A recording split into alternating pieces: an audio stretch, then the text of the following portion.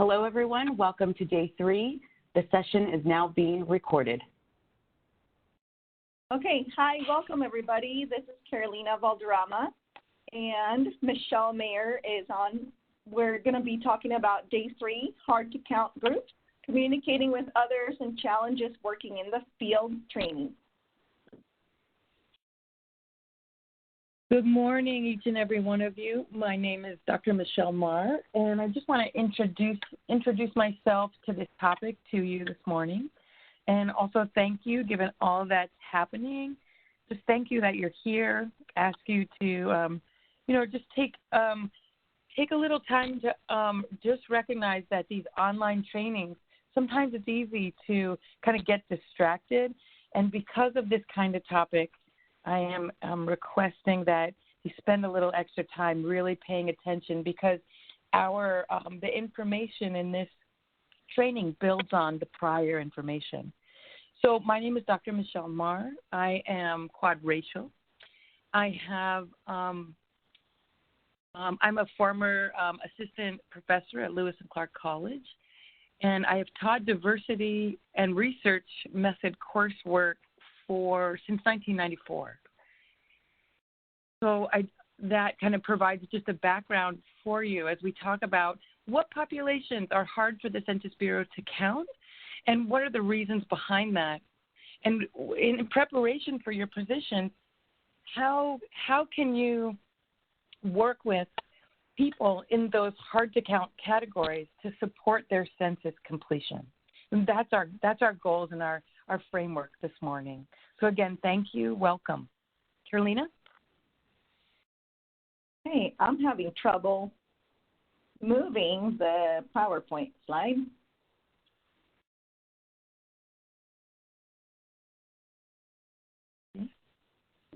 Carolina, if you just click on the slide with your mouse, and then you can go ahead and use your arrow keys to move forward and backwards. Oh, here we are. There you go. Okay. All right. So here we have today's agenda. So like Michelle was saying, we're going to be discussing a couple of things. Section 1 through 4, we're going to be talking about hard to count populations, cultural differences, communication across different, and then finally some challenges and solutions. I want to add there that what our goal has been from the start is to really highlight what are culturally competent strategies that engage hard-to-count populations. So we are going to review and base our presentation on Census Bureau research findings about why certain populations don't fill out the census. And I'm sure you can guess that the Census Bureau is full of researchers kind of asking this question: why don't people fill out the census? Why is this so difficult sometimes? Because your positions are based on that, really trying to attract and engage people that haven't filled it out. And so there's certain qualities about these populations that we're going to review for you, so we can all coordinate some strategies that outreach to those populations and meet them where they're at. Meet them at the place where they have a barrier to census completion.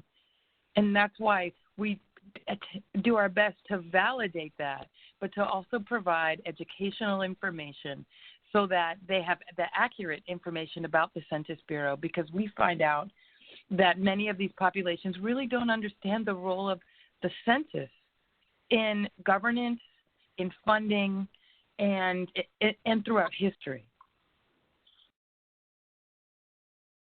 Lena?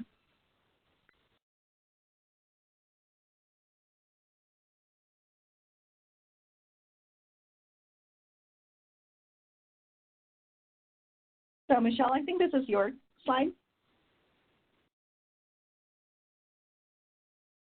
Okay, next slide. Yes, we're there. I am at, okay. So we're in slide 4.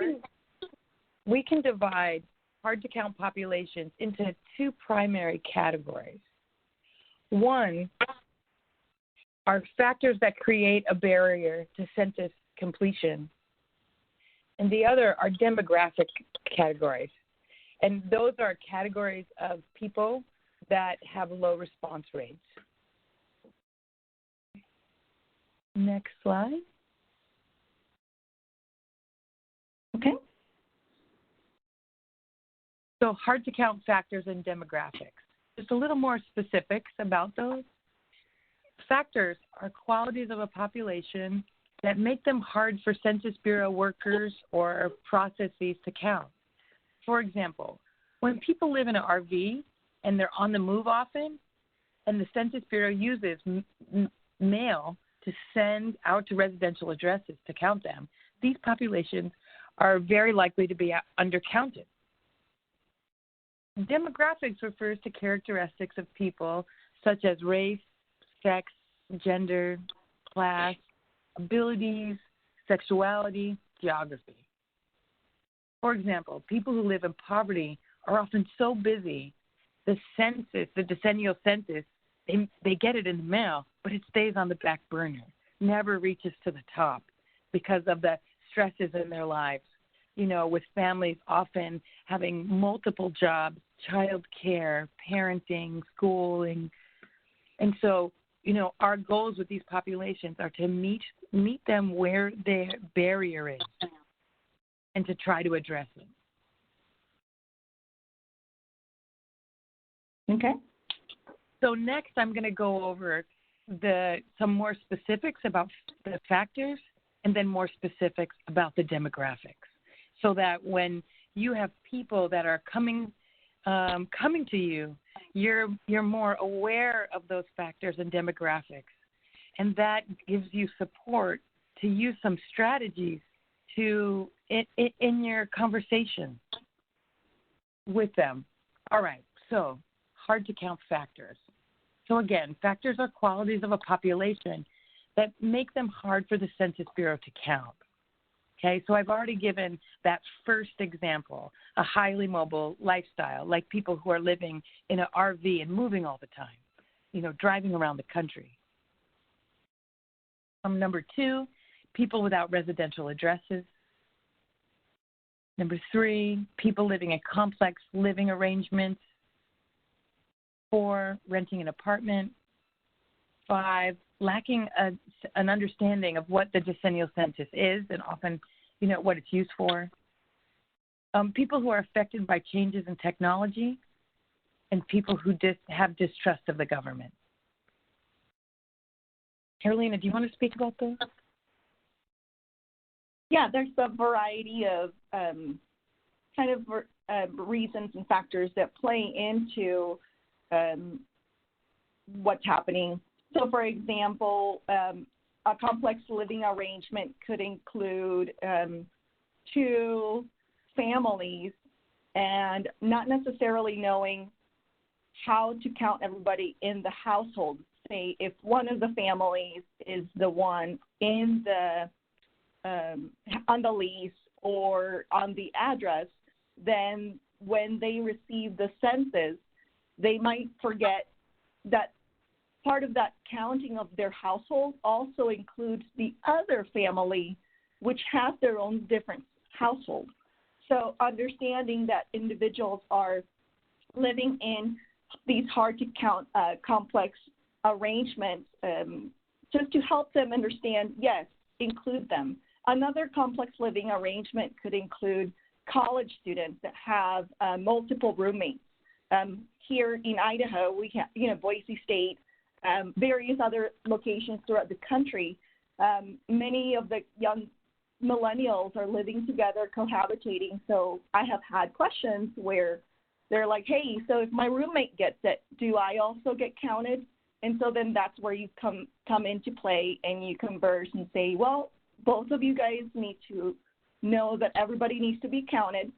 So whoever is in charge of doing the census for that apartment or complex living situation, you need to be able to understand and be cognizant of including the other roommates in there.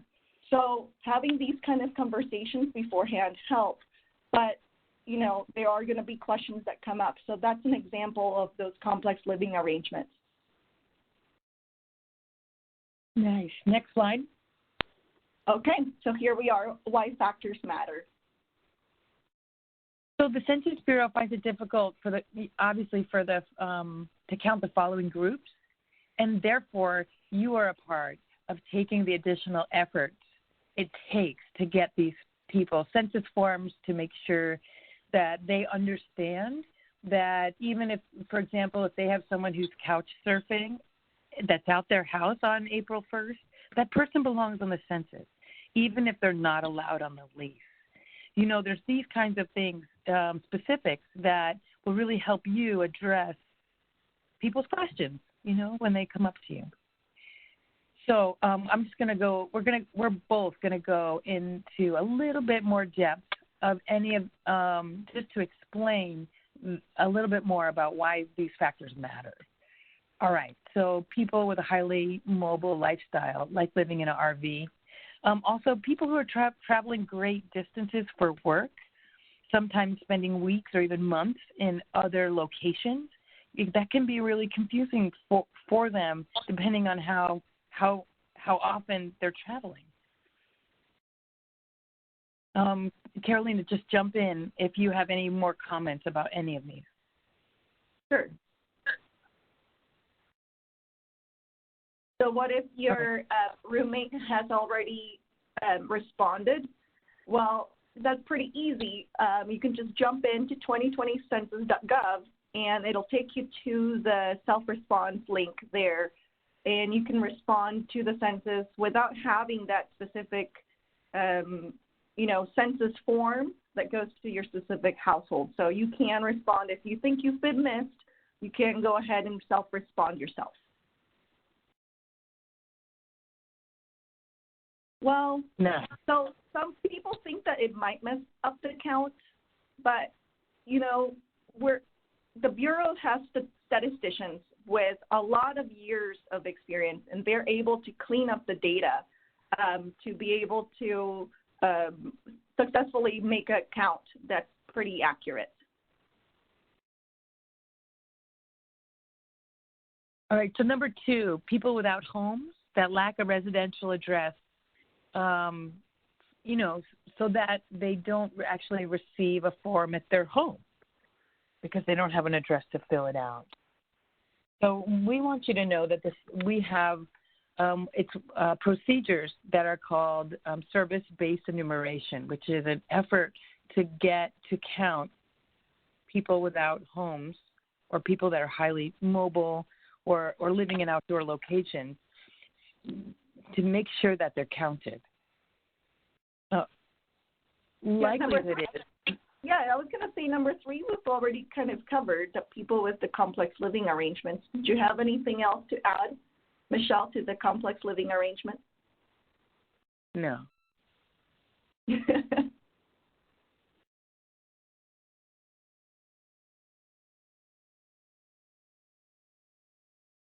So, for example, on number 4, on renters, renters are much more likely to move around all the time.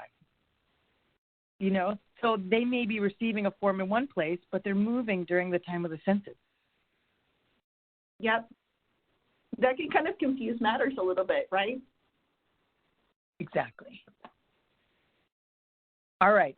So the second half of factors on slide 8 on why factors matter, these are primarily the hard-to-count populations that we're focusing on this training because census procedures like service-based enumeration, counting people without homes, at food pantries or at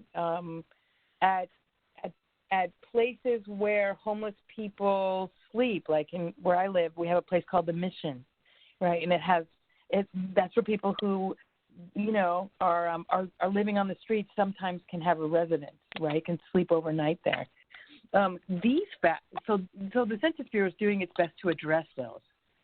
Your positions are to address these people with these following factors. And so we're going to focus more on that in the rest of the training.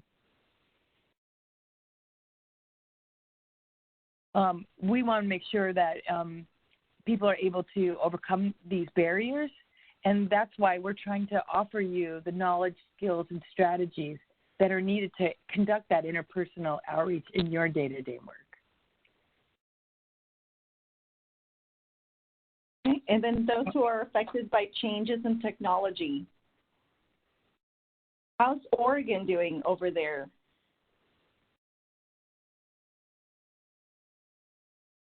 So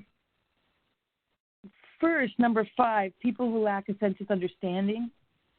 This is where we want to support you. You're going to field questions where people are like, why bother fill out the census? I don't get it. Why do they need my personal information? Many people feel like the 9 questions they're invasive. And in an age of where personal and private information is easily garnered on the internet, many people are feeling that that's invasive, that their name can actually be Googled, because, these technological updates, have really affected people.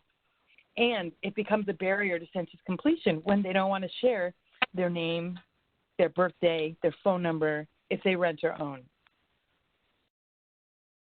So often we find that they don't understand that a significant amount of federal funding that provides for roads, Medicaid, human services, apportionment in the House of Representatives in Washington, D.C., often they don't know that. And so those are the kinds of questions when you receive them for number 5, when people are like, but why do they need this information? I feel like it's invasive. They're often not understanding the role of the census, and because when they're receiving services and getting their tax dollars back. I want to give an example for number 6. 6 is about those who are affected by changes in technology. And the example we came out first here, where we offered first, was, like elders who don't use computers or young people who don't check their snail mail. Certainly, because of the timing of technological changes and the timing of the, advent and popularity of the internet, many elderly people were not able to kind of receive that training. They didn't know that it was going to catch on and become so central to our lives and to communication. And so we have a significant elderly population that's just not able to use computers, or they really just have a distaste for it and they avoid it. So the online completion is not something that they want to do. And that's why we're so glad that you have iPads to be able to do that with them. And in the process, you're also covered by Title 13 and 26, the privacy, U.S. codes of confidentiality, so that they feel more comfortable as you explain those confidentiality rules, and that there's 70 years of history behind those. And I also want to address young people who don't check their snail mail, because this is one of those areas I just don't know what to do about it. And me, myself, I have a hard time relating. How is it that they don't check their snail mail, right? This is because I'm in a generation where snail mail was vital. I'm one of those people who I do not pay my bills online, right? I get them in the mail, so I'm really paying attention. But for young people, they have generational differences. And so when the census comes in their snail mail, it can look like, it's phishing for private information, looking like the census, and for many young people, last time the decennial census came through, they were 9 years old. They don't know what it is. So addressing generational differences in regard to technology is definitely a question that you're going to field. Caroline, do you want to say more about this? I think you've covered that pretty well. Thanks so much. Okay, last. Yes. So we're in the hard to count demographic slide. I'm going to address number 7 on why factors matter, because this factor about distrusting the government is really central for populations that have witnessed through a history or through their fear of potential misuse of information that the government might misuse it, or there was a time in the past when a branch of the government did something to people that they're related to.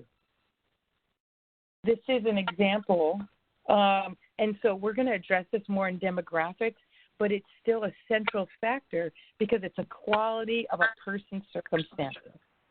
Okay? All right, next slide. Okay, so hard to count demographics.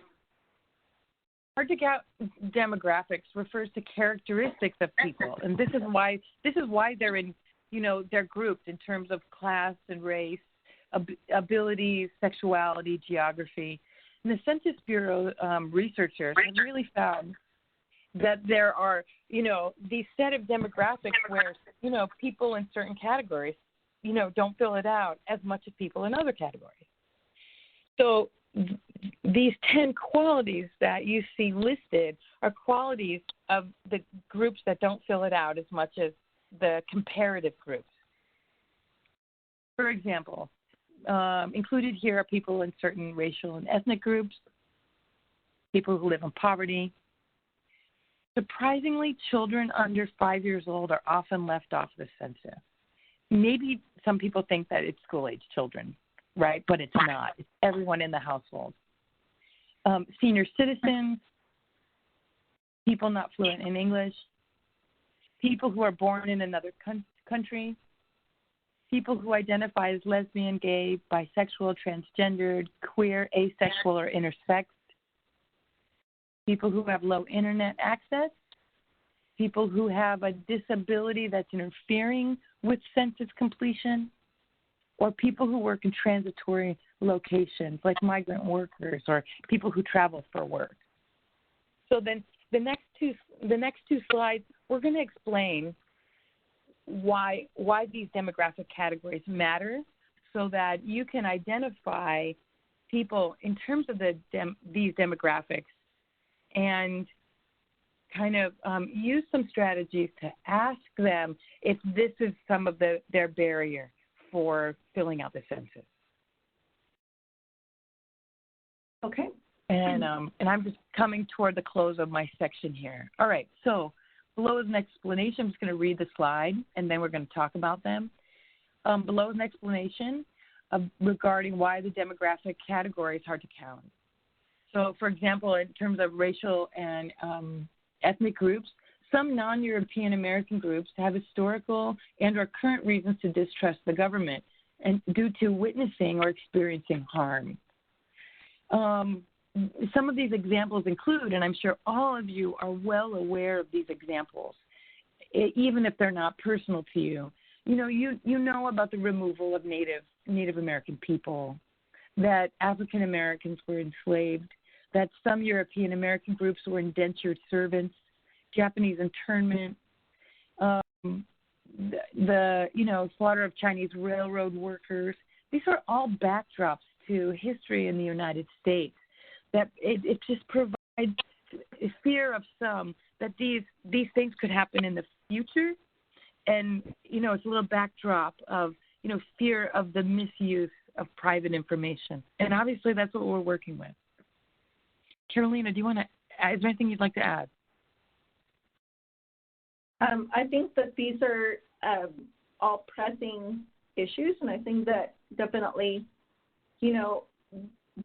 the reason that demographics matter is because it helps you understand the population that you might be talking to or helping to, in a way, help them understand and envision what the census is really about. If you're trying to get someone to fill out the census, say, at a local library, and for the majority of folks that are coming in, let's say they are either their children or they're homeless, then it helps to understand the context that, hey, children under 5 are often undercounted.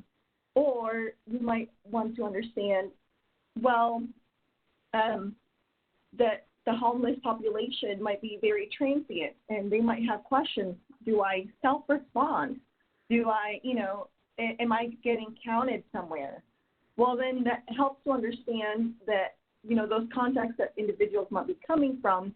And any Marketing 101 class definitely teaches you to talk to your audience and address them at what matters the most, because that is the way that you're going to be able to understand their values and their opinions on certain things, and then you can make your case to converse with them on why they need to do the census and how you can essentially get them sold on the importance of the census.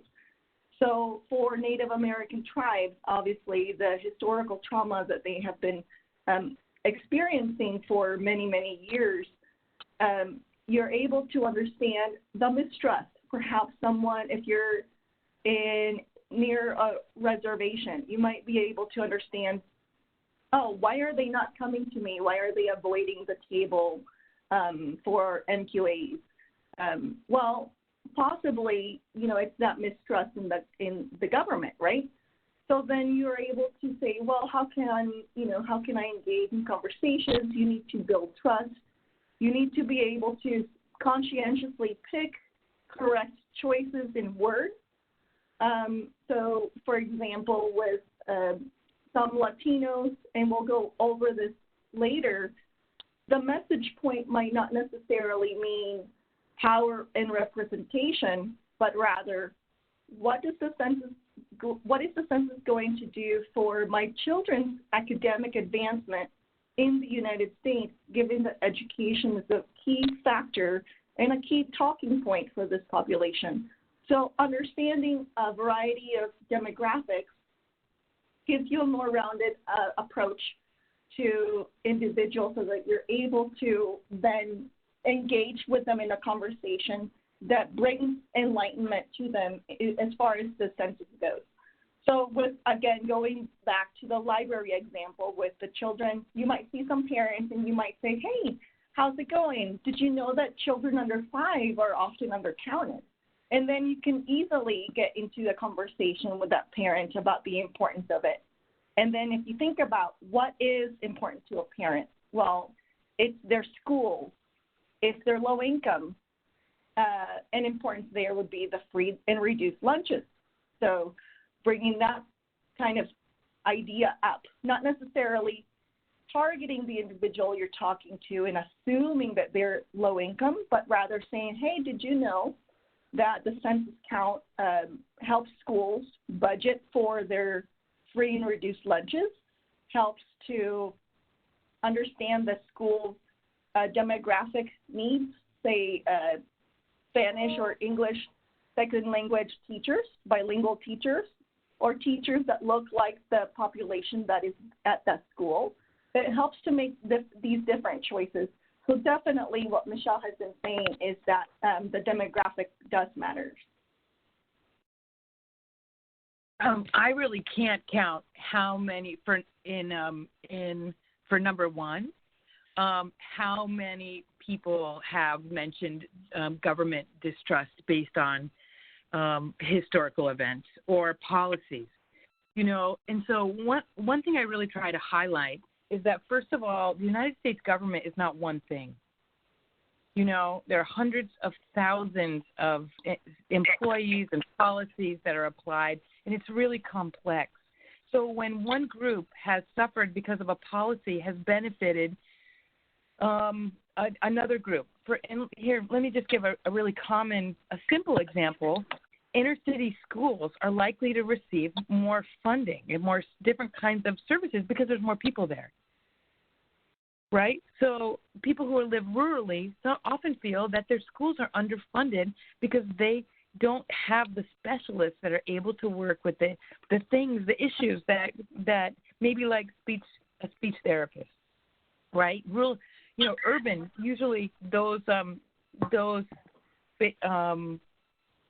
urban school districts will be able to have a speech therapist for children that are struggling to communicate, but rural districts won't. because there's just not enough population, right? School funding is based on population count, how many people are there. The rural district can't afford it. So sometimes these kinds of population density issues makes people feel like there's inequitable funding because they're not getting the same services. So I try to really demonstrate the complexity of the United States government and the benefits of filling out the census, because services that they do use, like driving on the roads, are funded by the census. So for rural people, it's even more important for them to fill out the census so that they get every penny because of that, because there's just the nature of funding that's based on population count. You know what I'm saying? So Michelle, you're saying basically what you're telling folks is that, hey, if you do the census, you're going to get an improvement in your services, correct? Exactly. And that's actually their complaint. Exactly. So I'm just trying to address the heart of their complaint. Yeah. Okay. All right. Yeah, and that's pretty much what happens is, in my case, everybody can agree that road improvement should be done. So if you can't get them into why it matters and anything else, at least say, hey, did you hit a pothole or did you drive the roads today? Everybody will say yes. Then you can say, guess what? The census data provides information so that states and areas can improve the roads. And we can definitely get people interested. I don't know if you use that one, Michelle. Yeah, I've used exactly. that a lot. There's really so many ways to address these kinds of demographics, and because their concerns are based in witnessing some kinds of inequities that they really believe the census is going to actually exacerbate. But the real issue is that it's going to help cure it. Okay. I want to address number 2, people who live in poverty, because people who live in poverty often, and I just want to use the example of single parents. They're living in poverty. There's a struggle with paying for child care. They're often working multiple jobs, parenting. Those pressures of just daily living put lots of things on the permanent back burner. And so this example, number 2, doesn't have anything really to do with history. It doesn't have anything to do with distrust or not being served. It is just they are so busy. And so putting this on the front burner is also saying, there's more services that are collectively available, and they're available to people like you. That's what free and reduced lunches are. And so please take this 5 minutes to fill out these 9 questions, and I will help you do it as fast as possible. That's what I'd really like to see, Yeah. Now, let's see. And also I just want to say that this is the convenience of MQAs. They might worry that they don't have their number, their postcard, and you're the local expert that's right in front of them to say, you know what, you don't need it because you know your address. I'll get you right to the site. Here it is. Let's do it quick. I can do it. I can help you do it the fastest possible right now. All right. Do you want to say any more about number 3, about school-age children? Or about children under 5? Well, number 3, again, is just, think back about being a parent, what's important, right? What do they value? It's their children, and they value education. And then think about what are the other factors that go along with education. What do schools contribute? What do, libraries contribute? Books, things like that, resources, classes, parenting classes. All of those are based on demographics and understanding that your neighborhood or your area of, let's say if you're a librarian, it helps to understand, we might be able to put in a program that's going to address 30 parents in this area, versus this other location that only has 10. Well, it's not feasible to do the 10, but let's do the 30 over in this area. Well, if you don't have that data, if you don't have that information, it's going to be really hard to put in those classes for pre-K education in those locations. So again, helping connect the dots definitely improves the conversation as to why the census does matter. Nice. What a good strategy.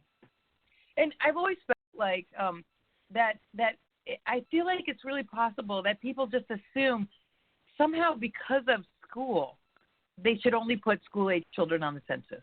And it's really just so easily correctable. Everyone, that newborn that you just had belongs on the census.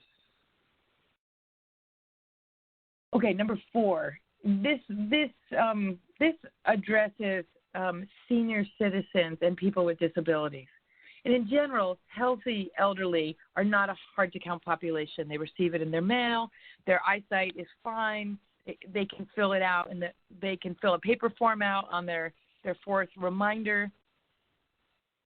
But when an elderly person or a person with that has a disability impedes their ability to get their own mail, that they're hospitalized, they can't read or understand the census, that's when they require personal support to fill it out.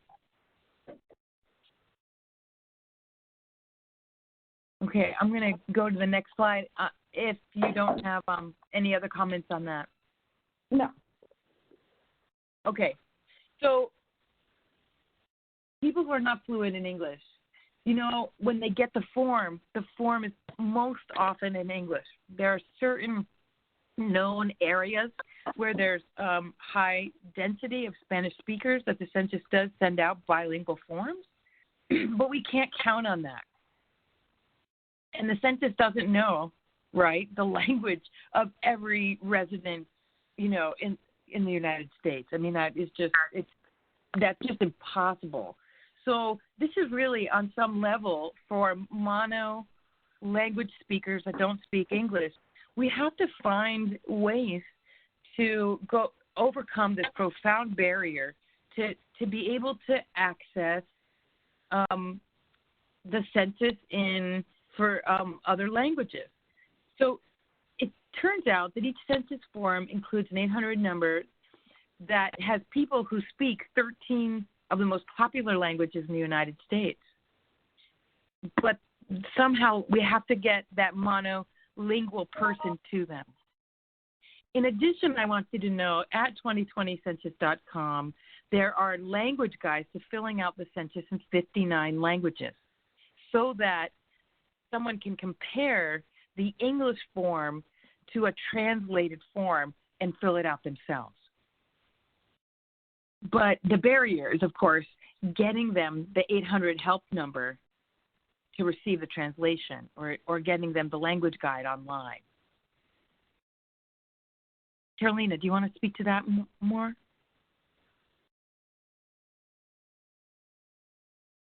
So, yeah, what Michelle's saying is that it's rather difficult to kind of capture every single language. It would be such a huge task. But understanding that some of the languages, like in Idaho, for example, the main language here is going to be Spanish, as far as a larger ethnic minority group. However, in the Boise area, there are over 89 languages. So being able to navigate that complexity of different languages, and one of them is Karen, which I believe there's only 2 people that are able to translate in this area. And that's obviously one of those languages that are not going to be on the paper questionnaire. So being able to understand who might be in your community that might be able to help the population as far as like translating documents, working and talking with those community members that work with diverse language speakers. Leveraging what you have in your community is definitely key, and being able to understand that there are help and services that are able in your community to help with the language issue for a lot of individuals. Nice. Exactly. All right, number 6. Number 6 addresses people who are born outside of the United States. And so what we find is internationally, the censuses internationally have different roles. So sometimes people who are what we call foreign born don't understand the role of the census. And usually they just need basic information.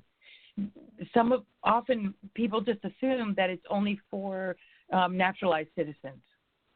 And so that population really just needs a heads up. Hey, everyone counts when it comes to the census because everyone uses the roads. Everyone counts, When I went to France and, they just needed my United States license, I didn't have to pay to use the roads in France. It's included. And so that's an example where it's the same in the United States.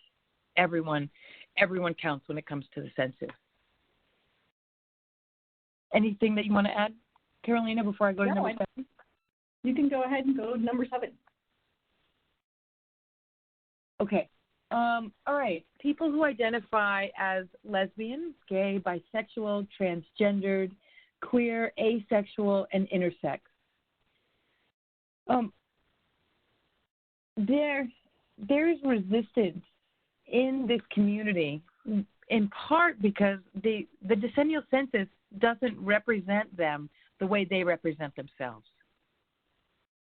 For example, people who are transgendered, who recognize the way they live their lives and their own gender as different from their sex, they often ask me when I present to LGBTQAI groups, they ask me, well, how come gender isn't on there?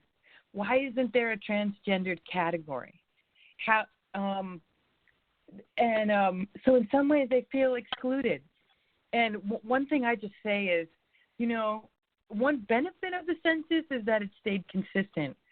However, the 9 questions have been consistent since 1950.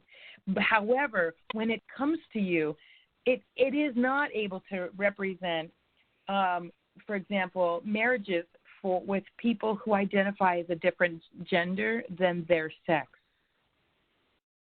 Anything you want to add? Yeah, and then just remember, I think it's just the key point here is the U.S. Census form, you're self-responding. So you respond to the best of your ability that question makes sense to you. So that's your answer, and that's the greatness of it being a self-response form. Nice. Yeah, exactly. Yeah, they get to choose. All right. I'm moving on to number 8, people with low internet access. It may be a real chore and difficult to find a computer to fill out the census. And for some, it just feels like too much work. And I really feel like your work with the mobile questionnaire assistance is exactly what this population really needs. They need someone that they walk right by and has internet access. It's already loaded on the iPad and perfect. The only thing is that they have to know what you're doing when they come by your booth, because it's really a welcome service. Okay, number 9, and then I want to just address something I forgot. When people are working in transitory locations like migrant workers, they're often less likely to receive a form at their address. So this is, again, why that MQA is really vital. And some people think if they didn't get a form, they can't fill it out online. So you're the front line to tell them to give them accurate information about that, to let them know they can fill it out right now, even if they don't have a form or don't have their number. And one thing I really want to address, especially with people who are afraid, we teach you that the census is constitutionally required, right? It's right up there in Section 1 of the United States Constitution. And for some populations, this is a real motivating factor. They don't know it's required by the Constitution, and when they hear it's the law, they're like, oh, I didn't know that, and they fill it out, because they're, often history, they don't have a reason to distrust the law. I want to recommend that this is not your first line to people who you might suspect have reasons to distrust the government because of historical atrocities. I would prefer that you might say something like, while the census is constitutionally required, no one has ever been prosecuted for not filling it out. Because this provides a more, a sense that they're not being forced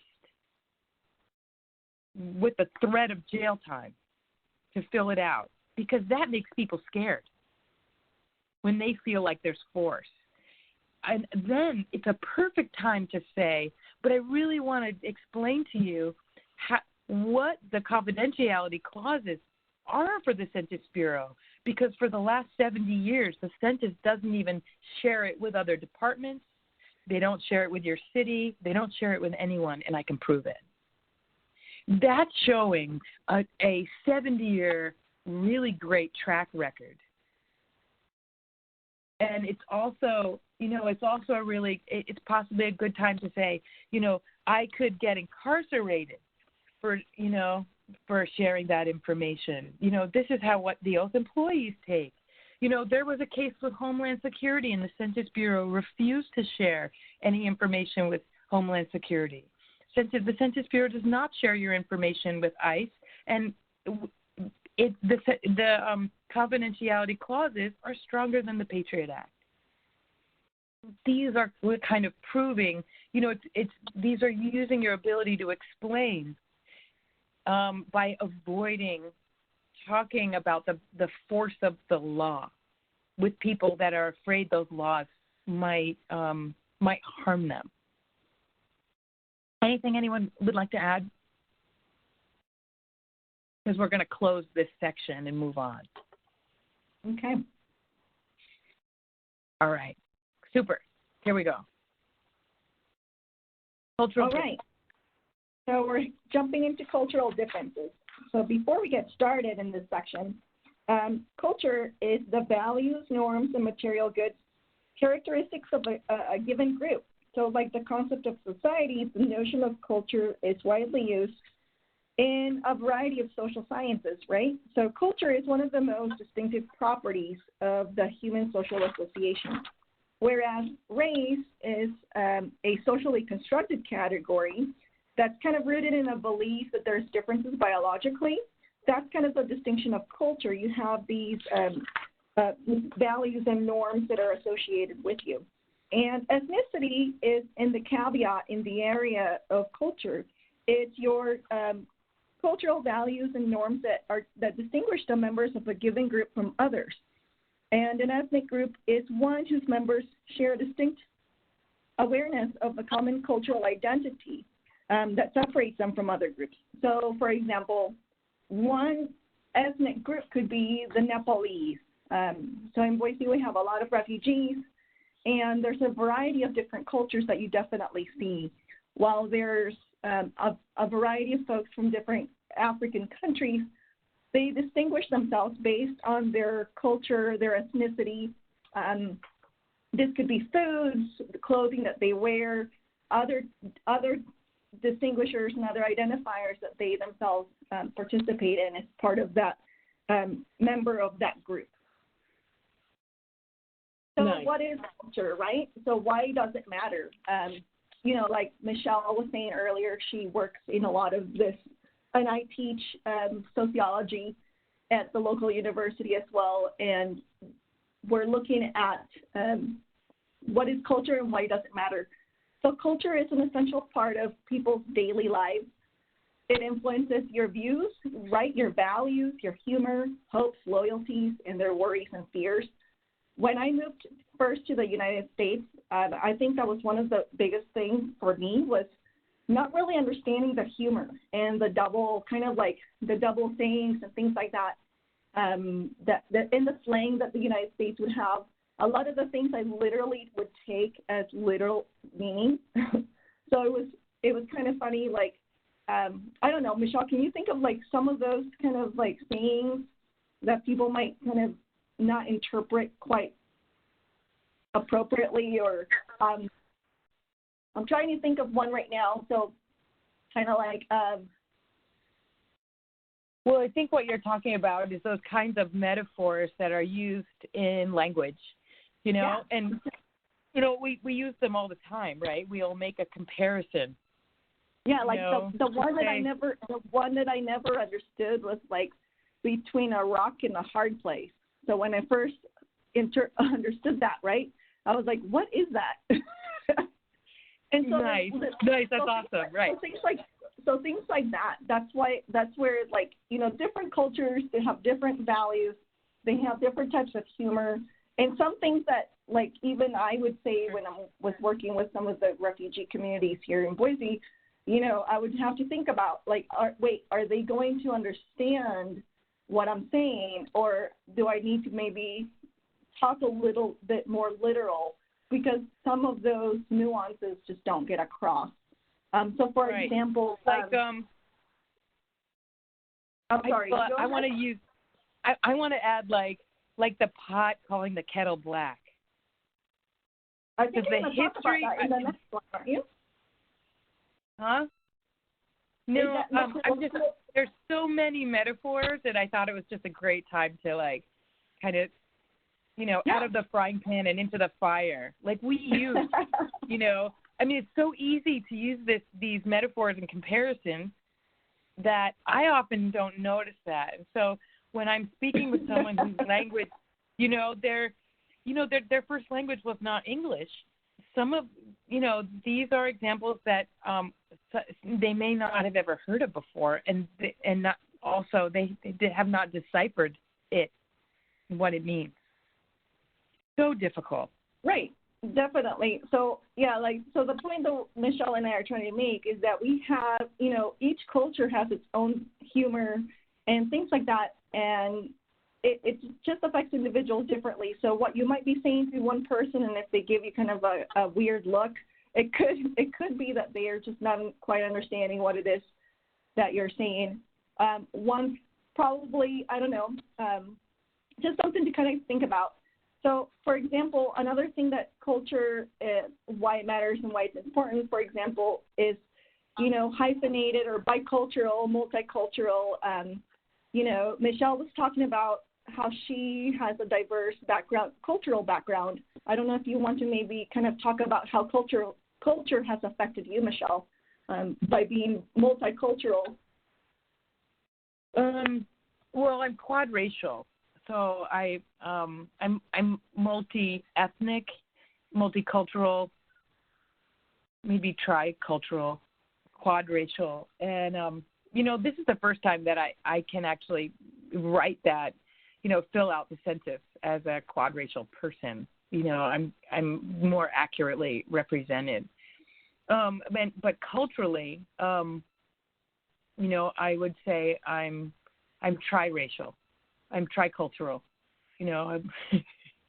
And these are it has dramatically affected me, and I feel like I'm always stepping into another culture and trying to translate my point of view. Right. And I feel both accepted and rejected by every group in which I am a part. Because it's difficult for people who are monocultural or bicultural to be able to reach over and have a sense of where I stand. These are profound communication barriers to us. The idea that that there's a base culture in all cultures that we're able to communicate across those, I don't really believe that's necessarily true. My experience has been that we have to work at it. And that's really what this training's about. It's about highlighting that we have to work at this. And that's also a blessing in the ways in which, when someone's trying to understand me, even if they don't, I'm so thankful. I'm so thankful. Yeah. And that's probably been because you have had an encounter with someone who at least has had some sort of knowledge about what culture is and why it matters. And, their interest, obviously having an interest, even if this is kind of outside of your field, right? Like another one of the saying, like it's coming out of left field. But understanding and having just kind of a little bit of that flexibility of being receptive to variety of cultures is very, very important. This is why having a little bit of cultural sensitivity does matter, because you do have those people who are bicultural, multicultural, or have these hyphenated, identities. So everybody has had to some point an experience of having a culture and how a culture has, affected you.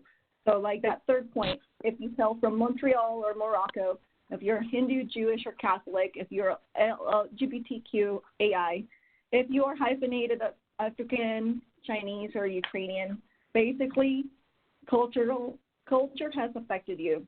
And culture definitely gives us a mental map that enables us to easily understand the world around us and find solutions to common problems.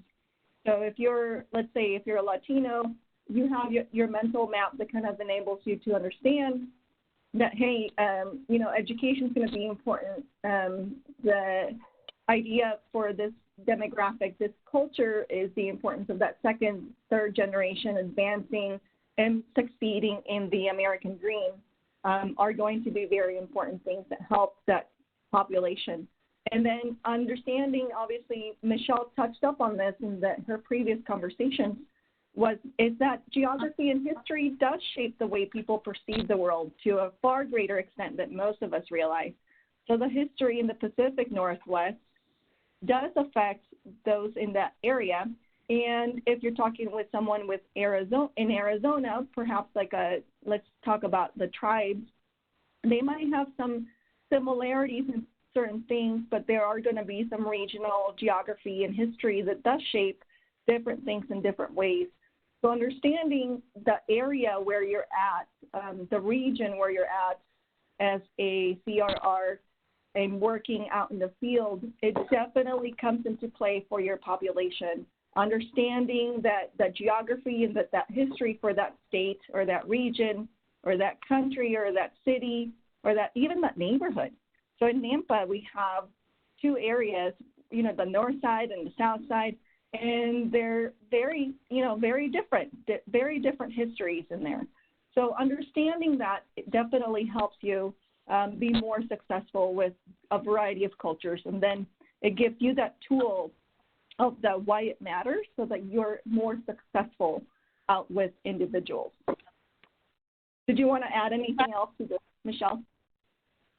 I just want to say I'm so glad that you're talking about it because these are profound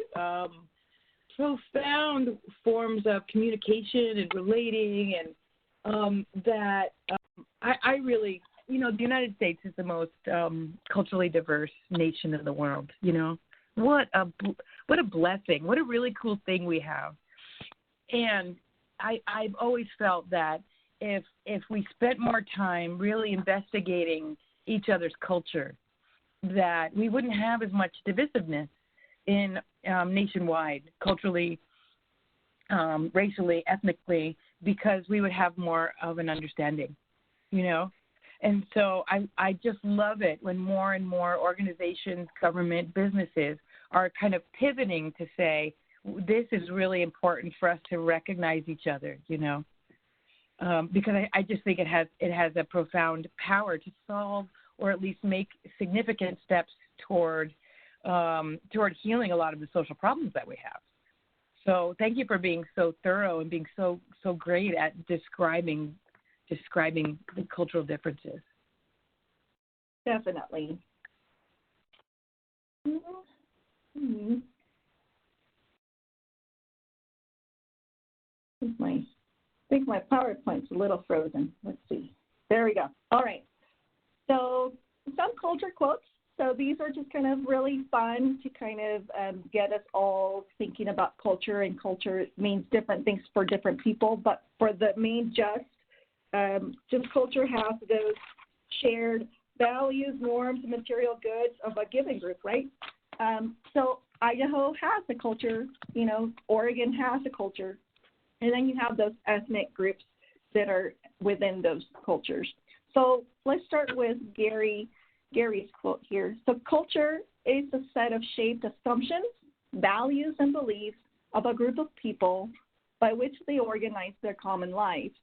So if you think about the South, one of the things that pops into my mind immediately when I'm thinking of the South is, lemonade, tea, sitting outside in the porches. You can kind of envision this culture of the South being, slowing down, the heat. I like the heat and the humidity. Some people might not like it, but those are kind of things that kind of come up when I'm thinking of the South. So the next quote is by Geert Hofstede. Culture is the collective programming of the mind which distinguishes the members of one group from another. So this is where you have, the subcultures kind of emerging. You have different groups. I remember in the 90s, Michelle, I don't know if you remember, but there was a big deal between skiers and snowboarders. Remember that? There was like the big battle. Who is going to take the hill? That's such a good example. Yeah. Or think about the culture of veterans, Right. Vets are really, right, people who have been to war often really need to connect with people who have been to war or understand the military culture. Right. And then that explains like so many of these different groups that kind of pop up that we have all over the place, kind of these groups, these communities, associations, things like that. So in Idaho, for example, we have the Association of Idaho Cities, right? So there's a culture of cities, and they all get together, they converse about different issues, different things that are happening, things like that. So definitely culture doesn't necessarily need to be an ethnic identity. So the point is that there's culture in pretty much everything and everywhere you go. The last quote here by Robert Cole is, culture is an integrated system of learned behavior patterns that are characteristics of members of a given society. Culture refers to the total way of life of a particular group of people. It includes everything that a group of people thinks, says, does, and makes its customs, language, material artifacts, and shared systems of attitudes and feelings. Culture is learned and transmitted from generation to generation. In Idaho, I'm sorry, I'm talking a lot about Idaho, but that's where I'm at. We have a big culture of outdoors, an appreciation of wildlife, an appreciation of the salmon, right, of our public land. So the Idaho culture is very much geared towards the outside and the resources that are provided to individuals and residents of the state so that we can enjoy it. So, when you're talking to a culture of, let's say you go into a smaller town and that town has, let's say, like a BLM land that comes really close to it, you could say that a lot of, the resources are also tied to that census data. They need to understand how many people are in the area, how many people are visiting the park, right? Like things like that are happening. And these are the other surveys that go on with the census. So the census decennial is one of them, but there are a whole bunch of other surveys that go into play. And understanding the culture of where you're entering definitely plays a big role in understanding how you're going to converse with that community. How are you going to talk with them? How are you going to engage with them? Did you want to add anything else to the cultures, Michelle? I just want to repeat what you said because I felt like it was so important. Having a sense or understanding that culture really is the basis for how we relate. And so for working in the MQAs, having at least a sense of that, I'm repeating it, but I'm applying it to the MQA. It's determining. If you're not having a sense of that, there's such a potential for that misunderstanding to becoming a barrier. There is. And the vice versa is also true. Yeah. Yeah, definitely. Okay. All right, and so then how cultural differences play out, right?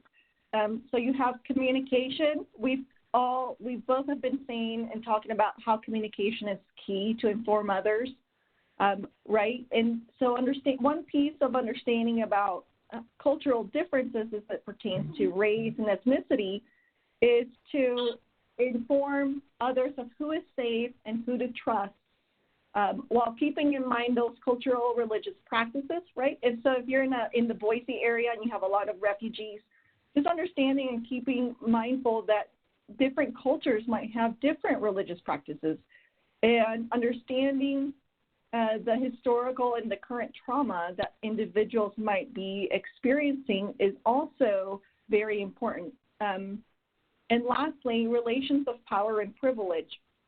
So I want to loop back to the communication is key. That is very important for you to get the message out to individuals, right? Understanding that one of the main worries of individuals who are hard to count is, are they safe? Are their answers secure?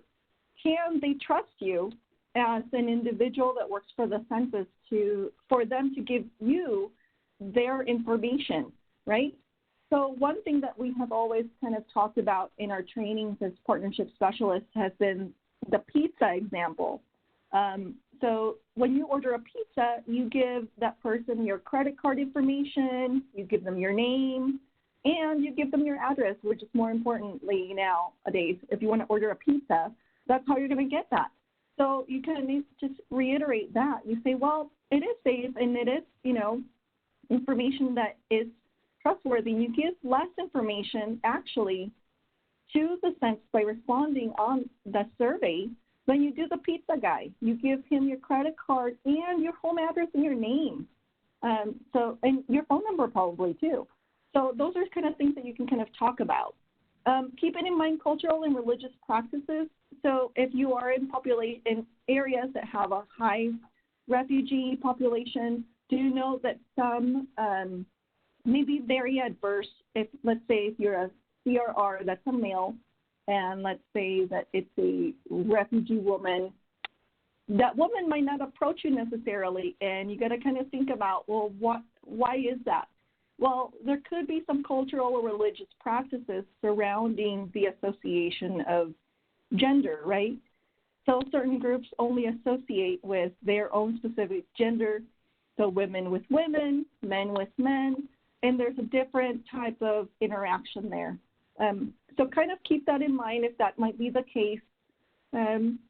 Historical and current trauma, obviously, for the Latinos in the whole United States, the main one has been that the confidentiality question was something that was a little bit stressful for many.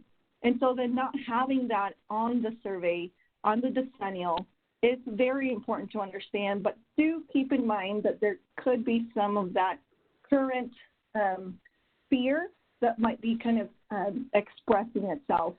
So again, just go back to that number one, which is that communication is key in informing individuals that it is safe and that it is a trustworthy decennial census. And then lastly, that relations of power and privilege, just understanding that, we are a government organization.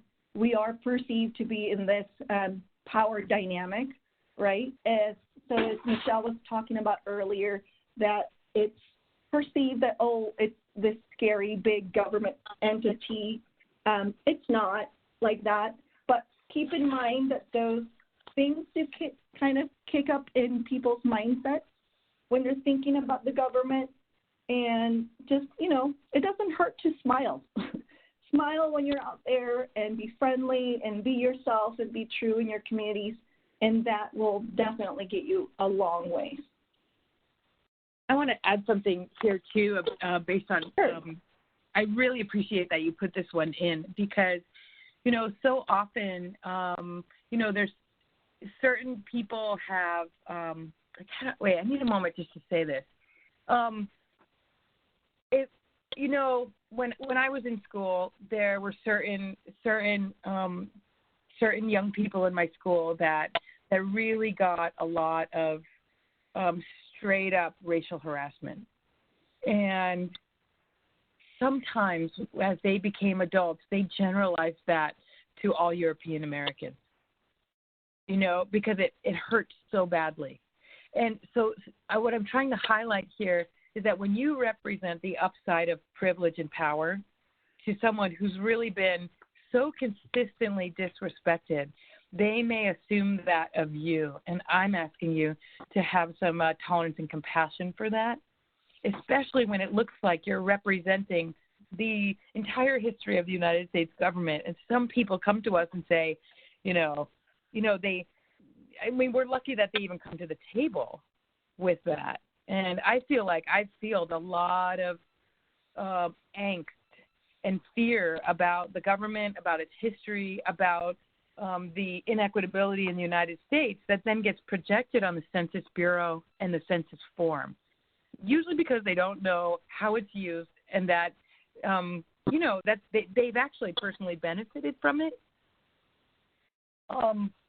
So I want to, I just want to ask you to have compassion for people whose stance is that they're going to probably test you a little bit to see if you're one of, people that are on the upside that they can trust, Yeah, very good point, Michelle. Very good. All right, so we're moving on to the case study. I really like this section. Yeah, so we kind of talked a little bit about the cultural differences. We kind of talked a little bit in the really macro general terms of what is culture, right? And that could be regional. That could be, the South versus the Yanks from the North. I don't know if you say that anymore. Or, even within your own cities, there could be differences just based on neighborhoods. So now we're going to kind of pan out to more of a focus on Latinos, Latinas, the Latinx community, and Hispanic and where that kind of fits in. And more importantly, right, understanding the context of the history, right? Michelle and I have both been kind of talking and, underscoring the importance of understanding the context and a little bit of the history and the background of why groups do what they do. And this helps us understand and shift our communication message so that we're able to talk with those groups without them, affecting or losing their trust as individuals. So I'm going to jump in. Carolina, what does Latinx mean?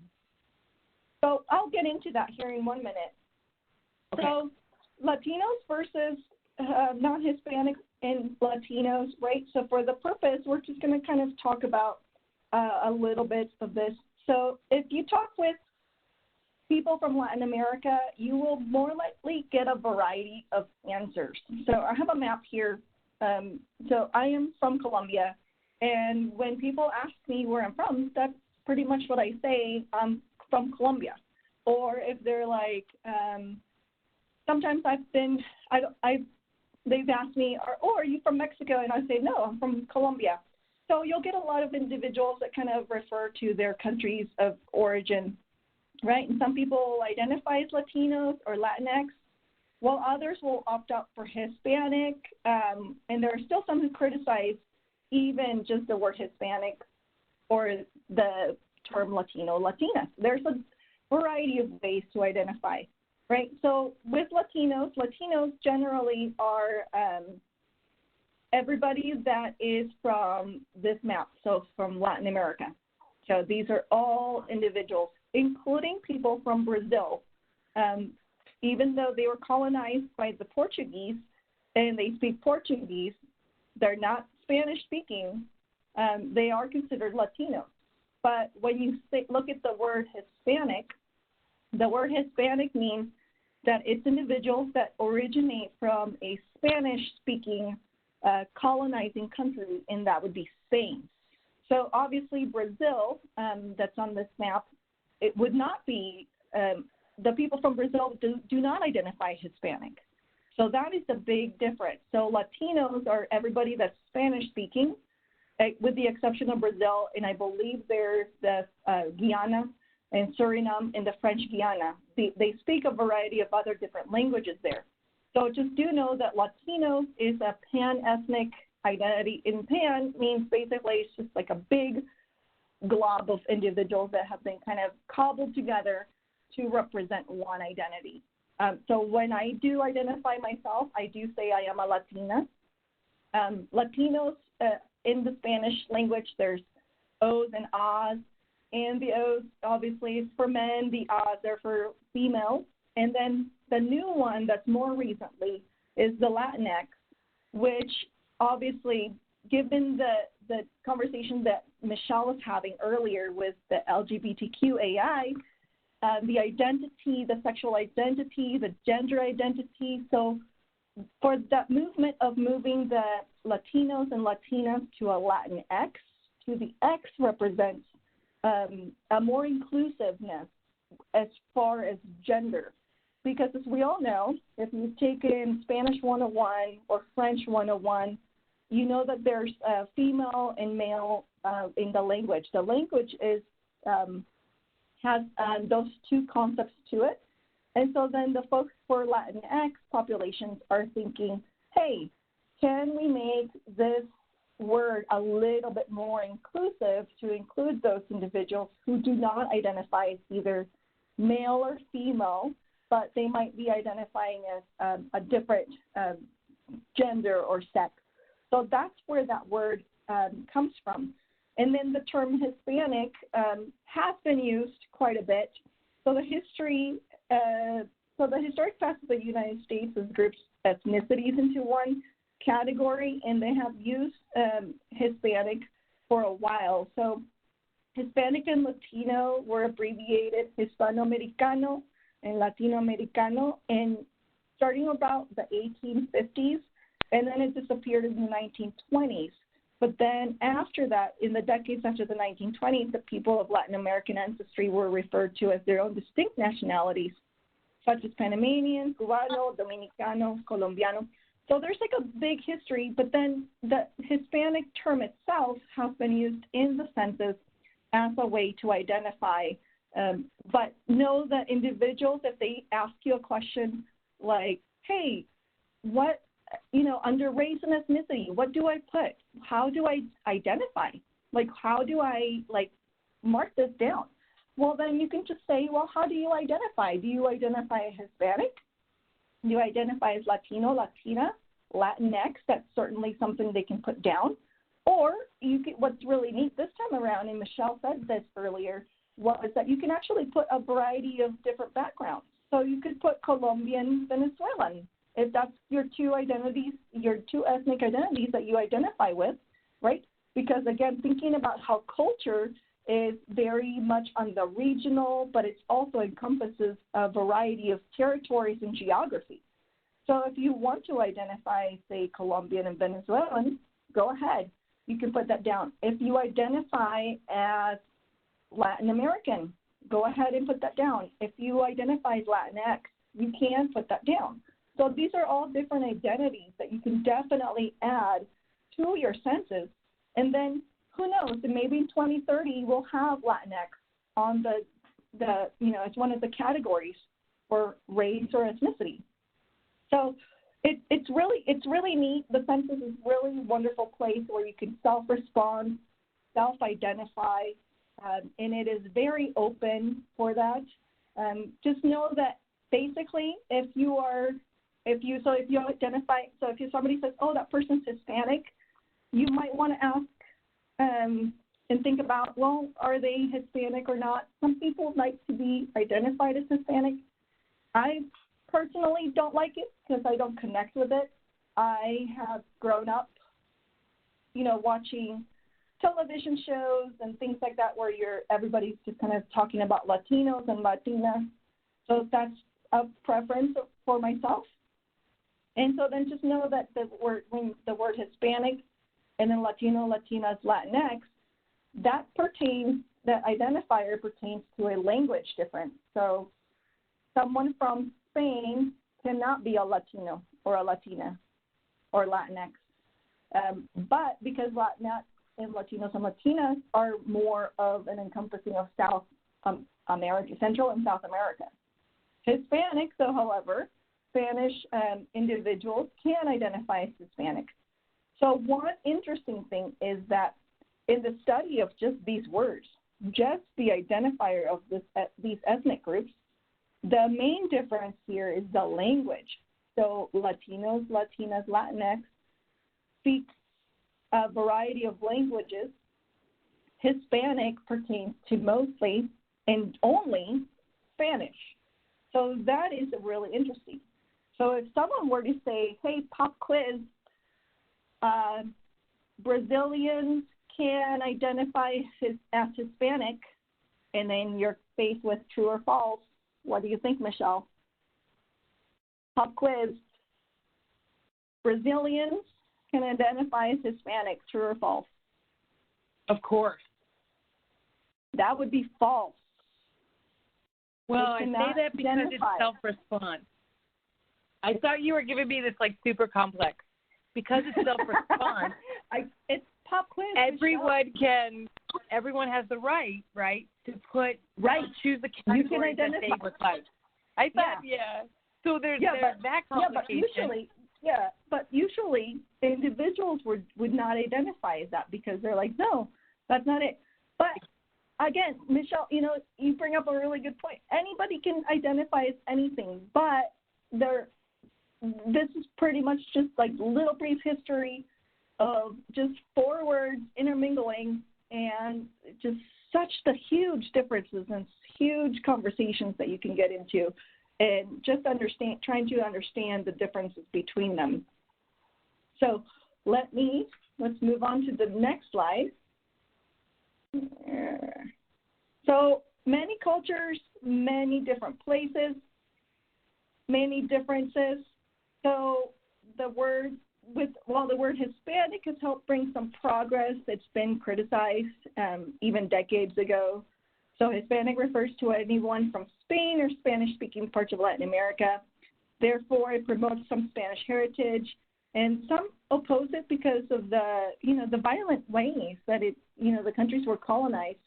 So you might get some folks that are, well, wait a minute, what about our Afro-Latinos and our indigenous people? So this is where you now get into more of identifying the cultural differences of like, I am Afro-Mexican, which has been, since 2010, has been more of a movement of identifying as those roots, because in a lot of the Latin American countries, just like anywhere else in the world, there has been some racial tensions, cultural tensions, and just kind of an erasure of history. And so a lot of individuals have tried to, be able to self-identify. So if you're Mexican, now you have the option to identify as Afro-Mexicano, things like that. You can even call back into your indigenous roots, right? A lot of people in Latin America are going to have indigenous roots. So the origins for Latino. Yeah, and then the words for Latino. Latino is kind of like an interesting mix, and I think people use Latino and Hispanic interchangeably. So, even though now you understand a little bit of the differences of the origins of Latinos, Latinx, Latinas, and Hispanic, but people still kind of intermingle and use all of those different words. Did you want to add anything else to this slide? Well, I'm just so glad that you're giving this example. In part because it's the largest non-European American ethnic group, but also because it demonstrates how complex ethnic recognition can be. And it's also, because it's so complex, I'm really so thankful that the Census Bureau chooses to really open that self-response and, choosing the identification that works for you. So I just want to thank you for working so hard on this to demonstrate that, the history, the complexity, where it comes from.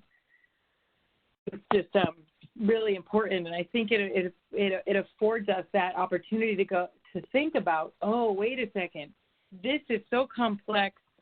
And I know a little bit about that history. What about all of those other ethnicities?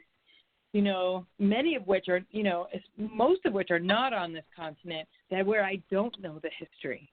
So I'm proceeding with an ignorance, and I think just recognizing that we're ignorant, often, and I mean ignorant in a really very honest way, like, I don't know, you know, and let's face it, everyone cannot know everyone else's culture, like that's impossible, but that position of ignorance affords us more time to ask questions and to have compassion and proceed carefully.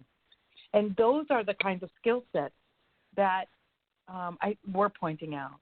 And so I just really like how thorough, what a thorough job you've done here. So, yeah, so many cultures, many differences, obviously. You know, there's a variety of different things that you can include. And just know that there's a big, complex history behind the self-identification of individuals in the United States. But it's a very enriching history. And the great thing is that the census does allow us all to identify what we can do and how we can self-identify. So I mentioned earlier how media had, you know, kind of like shaped us and for my identity into the United States, considering myself a Latina. So I put a little bit here of Christina. So she was a Miami-based Christina show. She was billed as the Spanish language version of Oprah. So yes. So Christina, to kind of demonstrate how media helps shape identity. So Christina had on her set, she may have had a Colombian family, a Mexican family, and a Puerto Rican family, talking about the difficulties of raising a second-generation immigrant children or passing on the Spanish language and traditions. So this show definitely, was able to kind of show, hey, we are all Latinos. We are all in this together. We are all one identity with many different cultural traits, but we are together, united as one, with issues that we're talking to and conversing as far as it pertains to any of these other things. And so then, this created an image in the 1980s, right? 90s, that we were all together and we shared the same problems as a community. Down below, if you're able to when you guys get a copy of the PowerPoint slides at some point, I really invite you to check out that short example from the 1980 census. They'll have a couple of Latinos talking about the census, and this is how the 2020 census has been so amazing as far as media goes, offering that localized voice, be it Hispanics, African Americans, including refugees, and other different populations. This is where the census does recognize that there is an importance that the media plays in helping shape our future and, shaping our futures, right? That's kind of our motto right there. So I invite you to look at that little YouTube clip. It's pretty fun. So next slide here.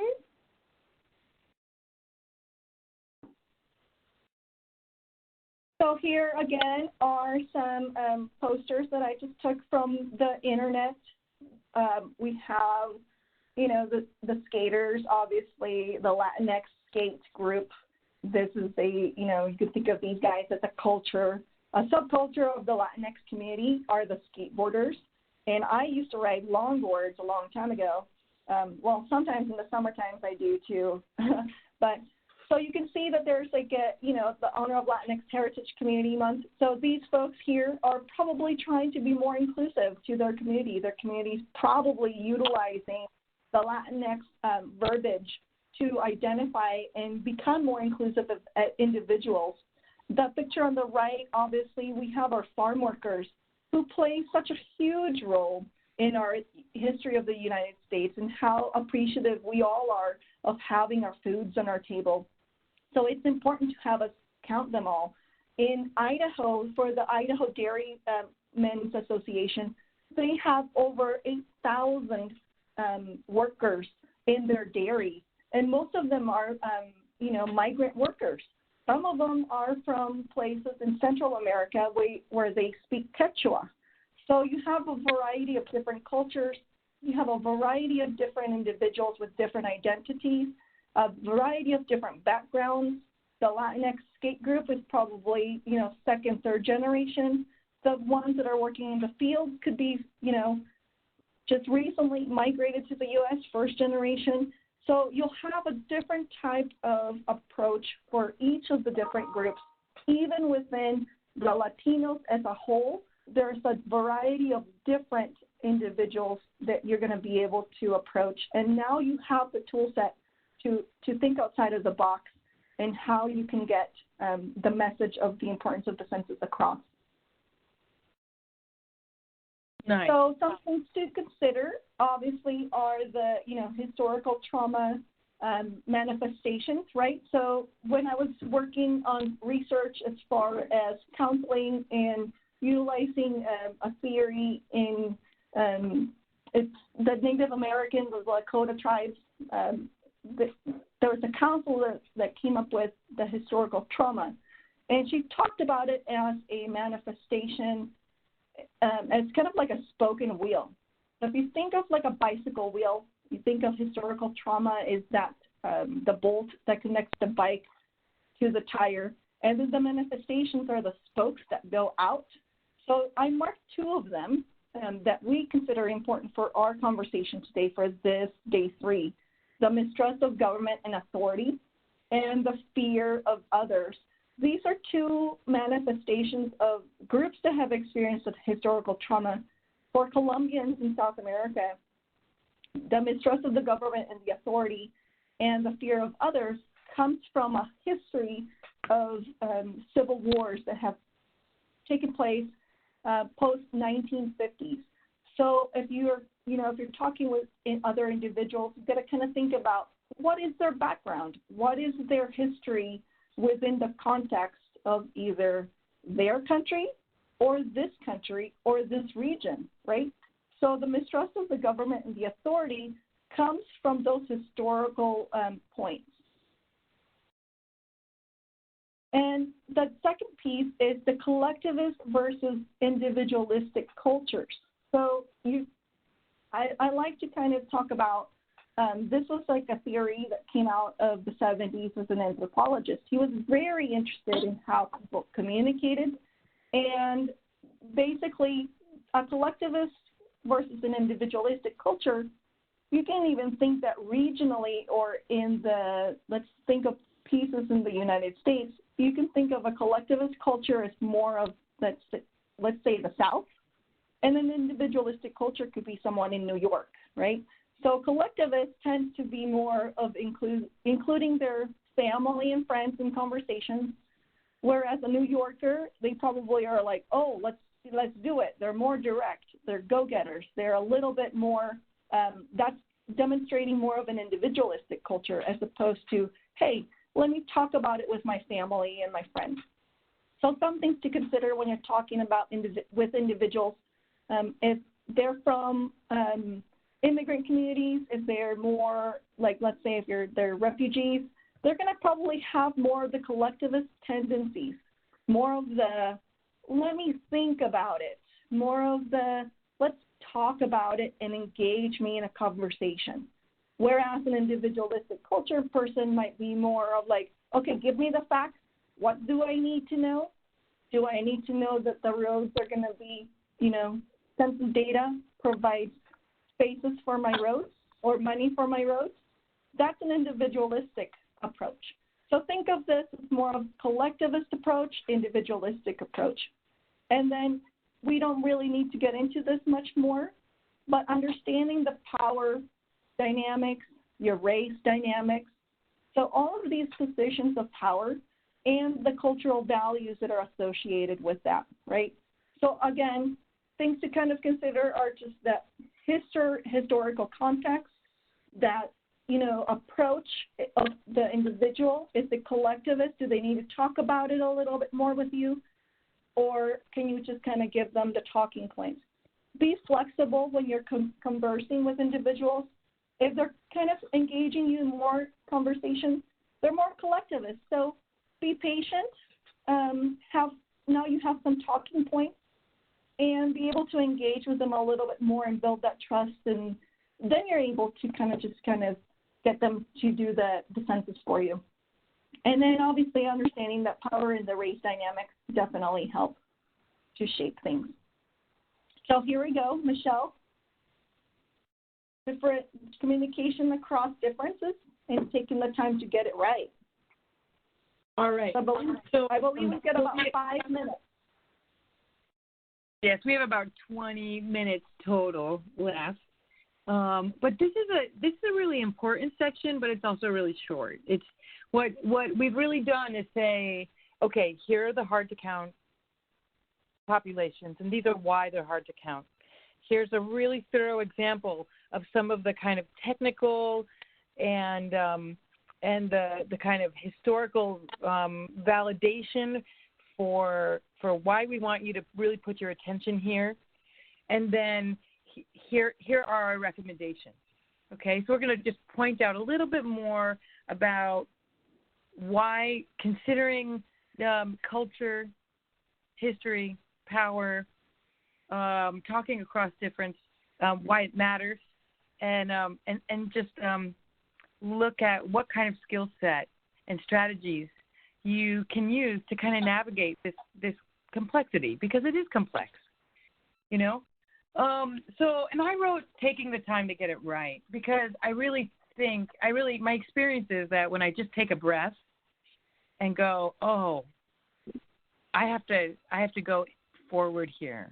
I need to take a moment and really pay attention and figure out what question do I need to ask this person so that I can work better with them. That's really what's behind here. Okay, so the first blue slide, paying attention to communication across culture and difference, also known as noticing what you're saying. One, cultures, and these are just basic concepts. Cultures, families, and individuals differ in how they communicate. You ever have that best friend when you just have all this subtext? You know, you have all these kind of private jokes because you've had this experience together? This is what I'm talking about. Two, speaking across culture and power always includes the potential for miscommunication. So when we're aware of that, we're actually less likely to miscommunicate because we're paying attention. And three, honest miscommunication versus implicit bias is it's really important for us to be aware of the potential of both here. So let me just define implicit bias, and so you understand what I'm talking about. Implicit bias is how our stereotypes of others affect our decision-making and worldview in an unconscious way. So a classic example of this is when I'm talking about my doctor, and then I say she, and the person I'm talking to has to totally rework how they envision this situation I'm talking about with my doctor, because their stereotype is that doctors are male. And they were so unconscious of it that when I say she, my doctor, right, they have to do that reworking. And in that reworking, they're demonstrating their bias. Okay, that's really different than if I talked about my doctor and the person misunderstood that it was a he. That suggests they actually heard she. They heard he when I said she, right? That's totally different. So I've always felt like it's important just to recognize that we have these implicit biases because this is how we grew up. Many of us grew up in ethnically isolated areas, and just not having experience of others. You know what I mean? And then we created these stereotypes. Next slide. How is paying a close attention to difference helpful for you being the person at the mobile questionnaire assistance table? I feel like it's really important that you skillfully assess worldview and needs of the moment. And actually, I can't help but recommend and hope that this is also going to help you in your future employment and in other situations, because these are versatile skills. They're not just skills you use on the job. First, take time to listen. Pay extra attention. Assess the person's relationship to filling out the census, right? This really is finding out why they haven't done it. And sometimes that's many reasons, And sometimes, it's just they haven't had, it's as simple as they haven't had the time. 3, noticing if it's a demographic quality, a demographic group or a factor that we've, reviewed above, because that might help you in deciding what strategy do they need. Do they need some, and here are some strategies that, we've talked about many strategies today. We just haven't highlighted them as strategies. One strategy is providing some education on how the census is used and why we do it.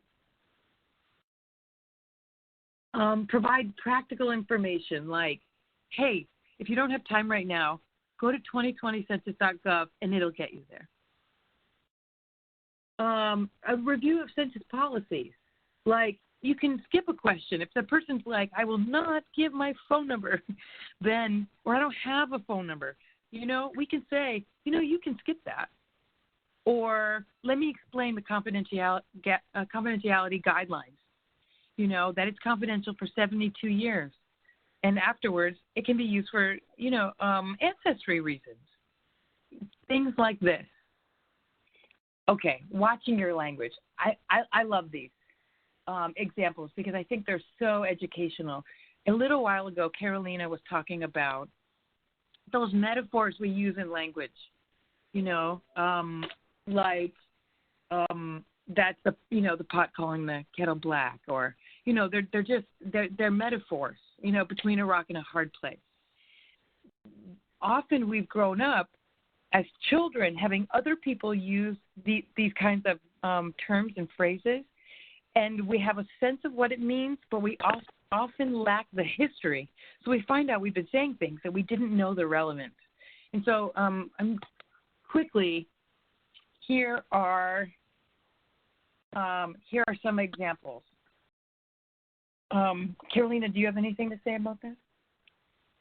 I think that's pretty much it. I think I mentioned, earlier how some of it just kind of can get lost in translation. So, just be careful, understand what, like things that you say. I tend to say, hey guys, because I come from a generation that says guys, but I guess, sometimes people do take offense to it, because there's the other type of historical context there, right? I'm only talking about the guys, not the gals. But, those are just little things that we all are, we're all affected by it in one way or another. So we just have to just be cognizant of them.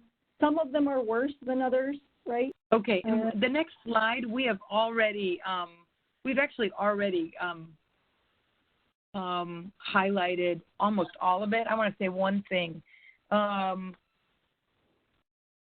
have been using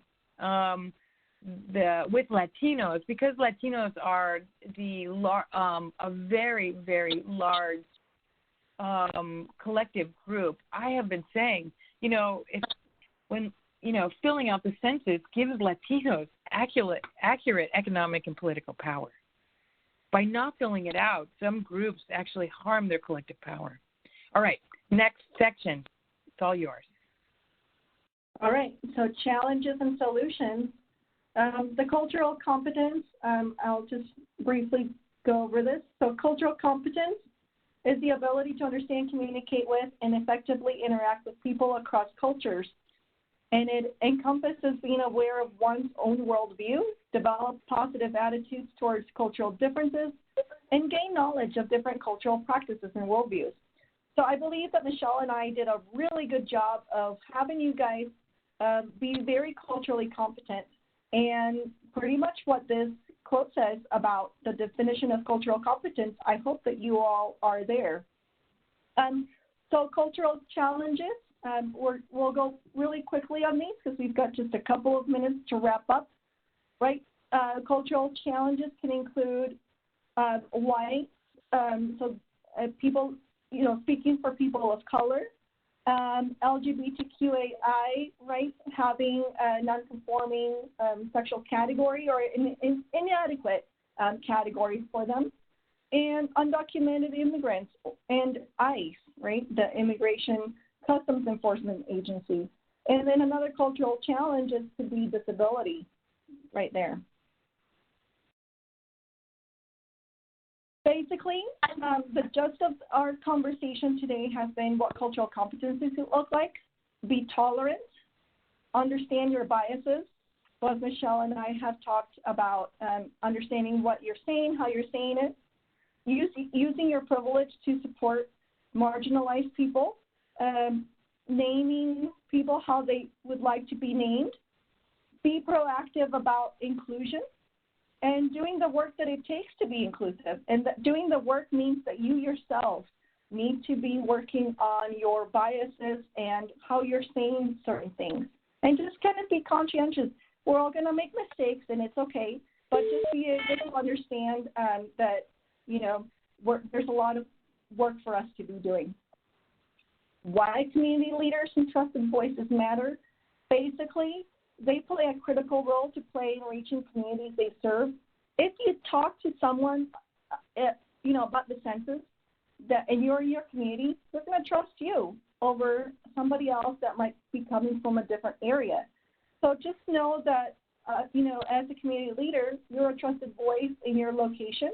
If you're a CRR in your neighborhood, in your location, people are going to look towards you for help and for assistance, right? They're going to trust you. That's going to be one of your main tool sets, one of your main key things that you're going to be able to do in your position and in your job. Makes you very important. You are there to ensure that people care about getting an accurate count. So what do you do is there's a variety of things here, but we're going to go and cruise in our last 1 minute. Thank you. So thank you very much for having us, Michelle and I, on this. Anything lastly that you want to add, Michelle? I just want to thank you all for taking the time and listening to us, hearing us out here, and communicate to you that I'm really looking forward to the MQA program and you doing this. I think it's really needed, and just thank you for your presence today. So everyone have a really good day. Stay safe. Don't risk anything you don't need to risk. And, thank you, everybody. Goodbye. Bye-bye. Bye-bye. Thank you for attending today's webinar. The recording will now stop.